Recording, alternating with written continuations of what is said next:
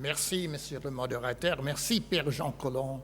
C'est pour moi un très grand plaisir d'être de retour ici à Sorrento pour la deuxième fois. Et il faut dire que l'invocation passionnée qu'a fait Antonio Corvino tout à l'heure sur cette mer, la Méditerranée, son avenir et son passé, m'a fait rappeler quelques vers que j'ai appris en France il y a presque 50 ans. Heureux qui, comme Ulysse, a fait un beau voyage et puis s'est retourné chez soi pour le reste de son âge.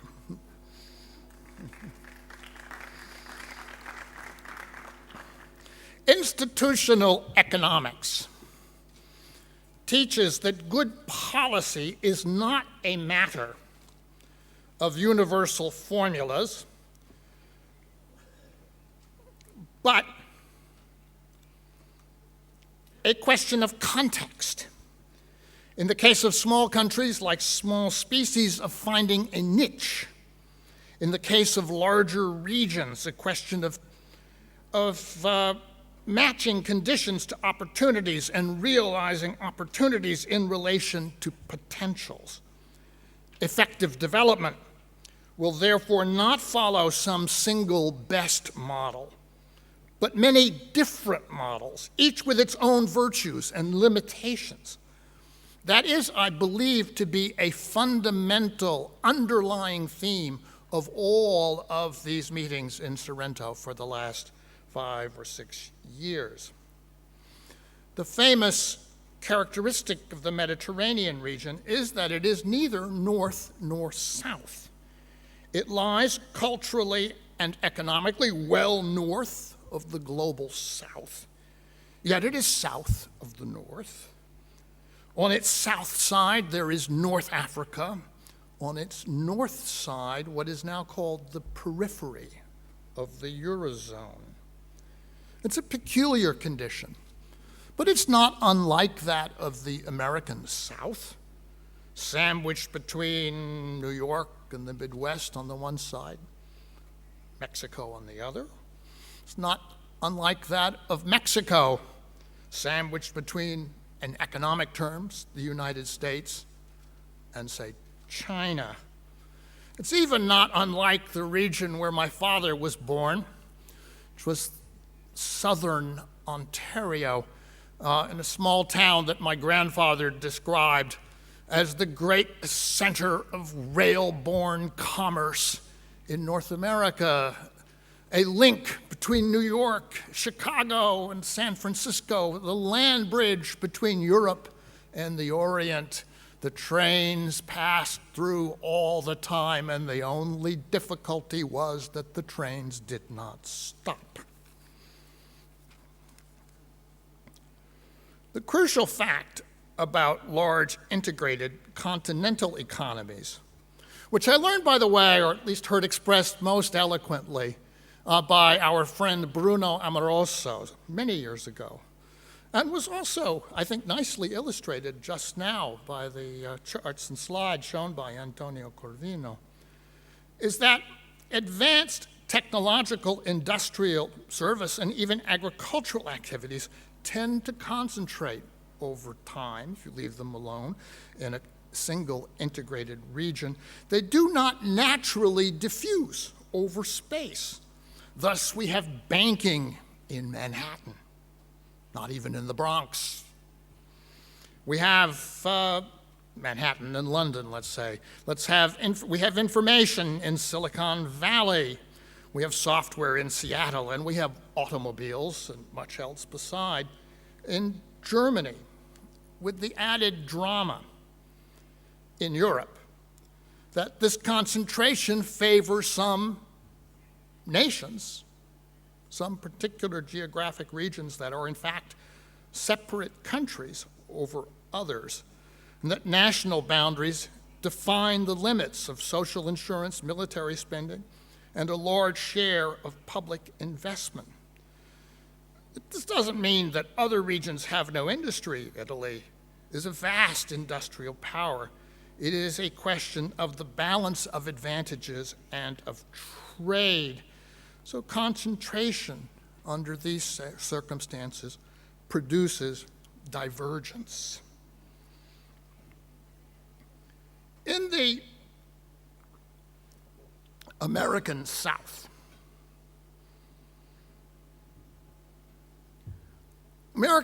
endured 7 decades of crushing poverty following the end of the American Civil War.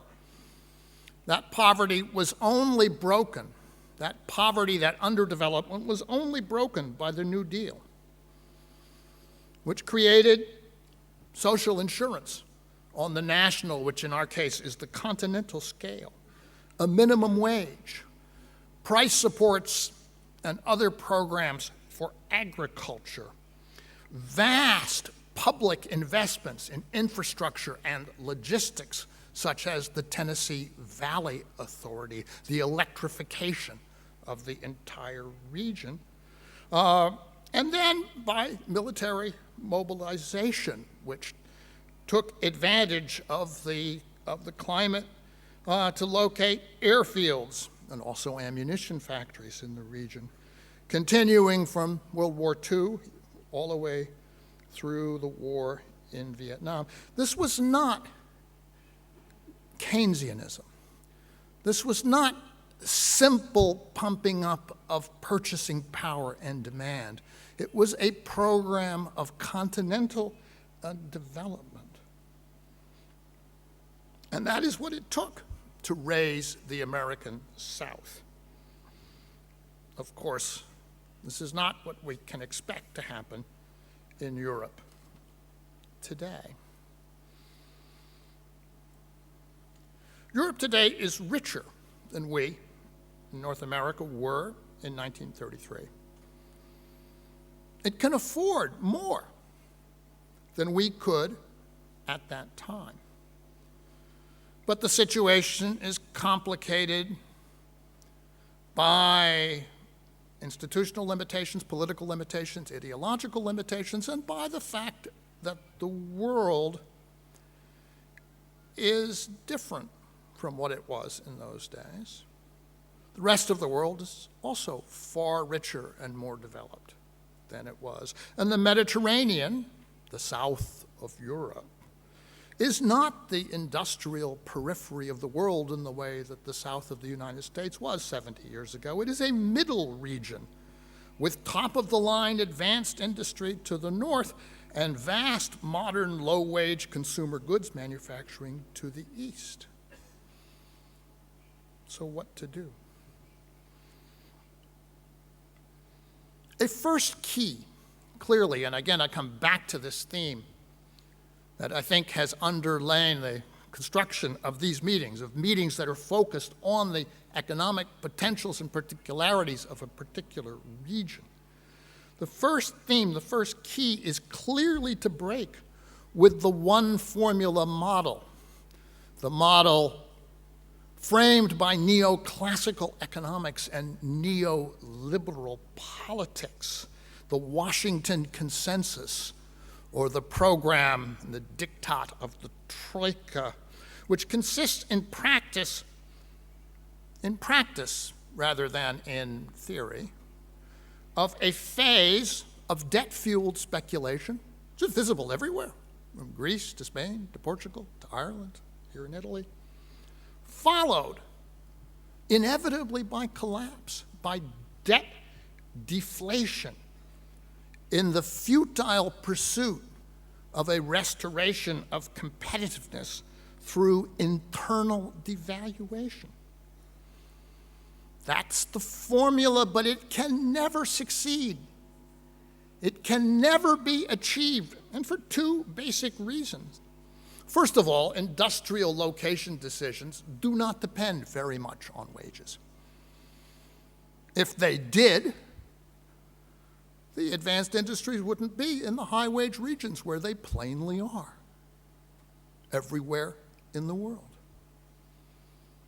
It's a little bit of wage competitiveness, but it's very much on the margins compared to the advantages of being close to other advanced technology, to having the access to high-level university talent, to being on top of the most efficient and convenient infrastructure and in the flow of the great circuits of world trade. And second, the austerity that produces debt deflation actually ruins the social and the physical infrastructure which is required for a successful climate of economic investment. It's important, therefore, to recognize what the American South, and I have lived for 30 years there in the state of Texas, and Latin America, for that matter, have learned, which is that debts are not sacrosanct. When they can't be paid, they should not be paid. They should be written down. Progress restarts after the losses have been taken and shared, and the moral responsibility for the problem does not lie with the debtors alone. The creditors have been paid for risk. They are not and cannot be immune from sharing in the revaluation, in taking some of the losses.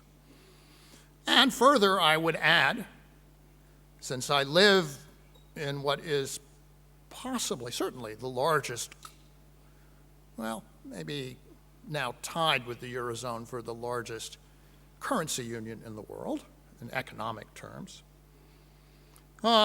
membership in that currency union should not and cannot be put at risk simply because financial relationships have to be reorganized from time to time. I mention that because I had the privilege for the first 5 months of this year of a close involvement with the government of Greece, which tried to make the point to its European partners that it was necessary to break with a dysfunctional and counterproductive austerity that had failed to produce economic recovery over 5 long and painful years, and that it was necessary to restructure an unpayable debt. Neither point prevailed, and Greece, as you know, is now under a regime of dispossession and liquidation. Basically a colonial fire sale affecting the public sector, the business sector, and the household sector.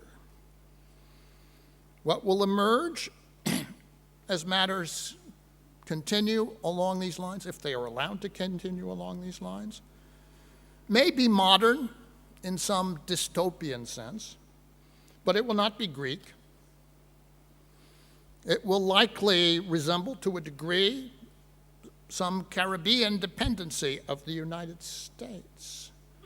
Not the Mediterranean model, I think, that you have in mind, with menial jobs for local citizens and beaches and cultural amenities for wealthy tourists. This is unlikely to be accepted without both passive and active resistance carried out by those who remain after those who have professional talents and other skills have departed. I don't think it would be considered acceptable for this outcome to be visited on Portugal or Spain or Italy. So what is the alternative? The point that I would make, and that is made most eloquently these days by the leading economists of South America, frankly, who have been working in intellectual and policy independence to an astonishing degree for 15 years, from whom we can learn a great deal, is that there are many alternatives. Another world, other worlds are possible. This meeting is primarily about goods and infrastructure and logistics.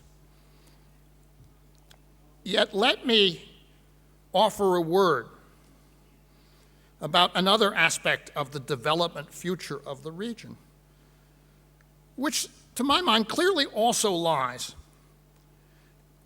in part with sectors that are essentially services sectors, but services sectors to which high income and also aging populations trying to find a satisfactory and happy life of which these populations have an increasing need, and sectors which can help this region make a bridge between peoples to the north and those to the south and the east. You've already heard this morning about the arts and culture in the case of the town of Matera. It's a brilliant example of what I have in mind. There is health care. There are services to the retired. There is higher education and scientific research. There is the restoration and development of the environment, both the resurrection or reconstruction of post-industrial sites, decarbonization, and the pursuit of new energy in this region, which is bathed by sunlight. There is infrastructure not only for trade and commerce, but also to support an abundant and high quality of social life. Don't forget, it's also people who need to have efficient, shared, underlying physical support for the way they live. And there is support for enterprise, private enterprise on the small and medium scale, including manufacturing, including design, including innovation, and including especially high-value agriculture, which again becomes increasingly part of the consumption desired by high-income populations. Now, the income levels that these activities support are not necessarily the highest ones compared to finance, compared to advanced technology, heavy machinery. They lack the predatory and perhaps the global element that those sectors have, but they support a better way of life, a more egalitarian and robust society, and that is a compensating differential. So success will be measured here by creativity, by jobs, and by the population balance when the immigration is no longer of your best and brightest and youngest. People are seeking their futures here, and not so much by vast increases of particular and individual wealth. How to get there?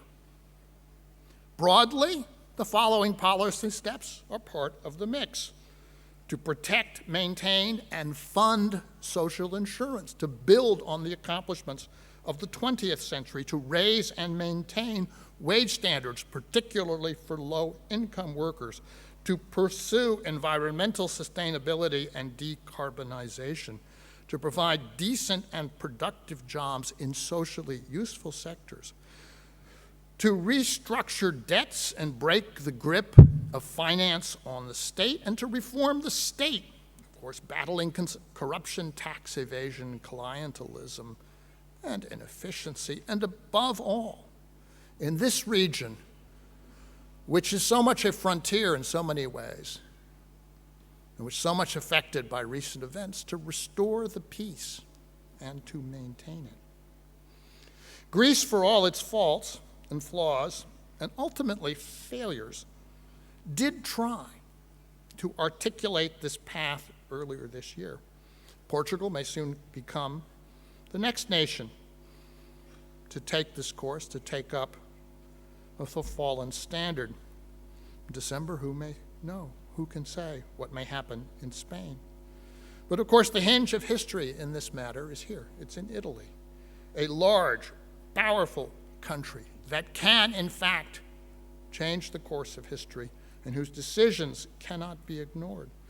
If the currents which are coming out now from the Mediterranean region flow strongly also here, then it seems to me that articulating a coherent, better development path, something that can change the course of Europe and strengthen European unity and reverse the current tensions which run the risk of pulling Europe apart, might just come out of here. And let me close. I began with a few lines of poetry. I've got a few more, and these are from an American poet.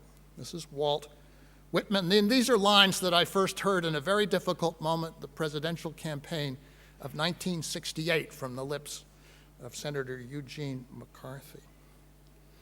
Poets to come, orators, singers, musicians to come. Not today is to justify me to answer what I am for, but you, a new brood, native, athletic, continental, greater than before. Arouse, arouse, for you must justify me. You must answer. I myself but write one or two indicative words for the future. I but advance a moment only to wheel and hurry back into the darkness.